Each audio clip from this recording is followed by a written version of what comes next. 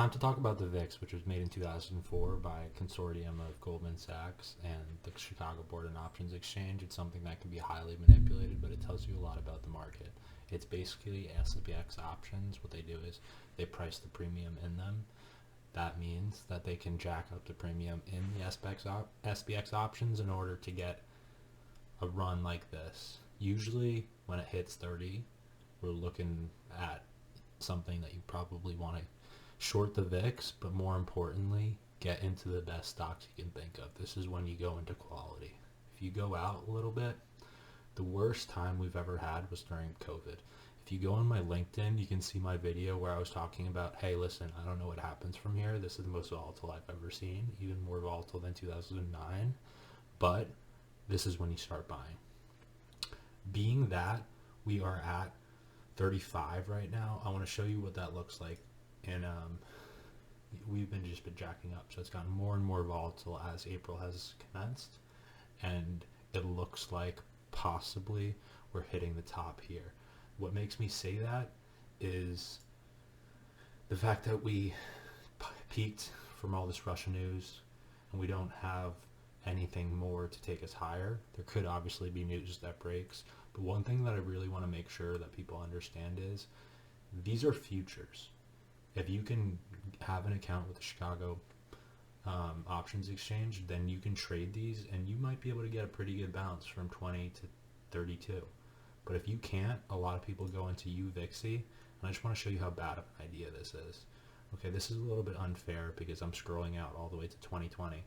They roll their future contracts on a contango basis. That means that every time that they're rolling, they're losing money. So if they buy 33 VIX out in the future, it's going to be 35 VIX. That means that every time that they're mandated to roll, all professional traders know that they're about to lose $2, and these are what the serial bag holders hold right here. Let's zoom back in a little bit because it looks good. If you go into this, you might say, hey, listen, there's a lot of volatility. I don't really know what to do. Let's hit this.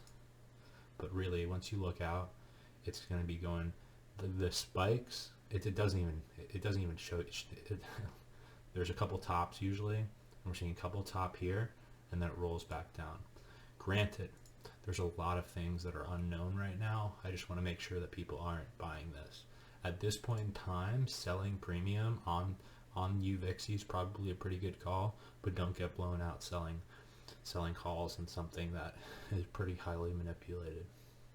So that's pretty much what this says. There's a great article on Seeking Alpha that says you will almost lose every single time, but you can sell puts on it.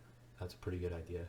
But what I like to do is when it gets high, when it hits that spike, this is not showing anything from 2017 onwards, but let's say we're at 30 level here. Over the course of history, if you go into the stock market and invest then, I know rates are rising. That's why the VIX is getting all wacky. So buy the SPX 500.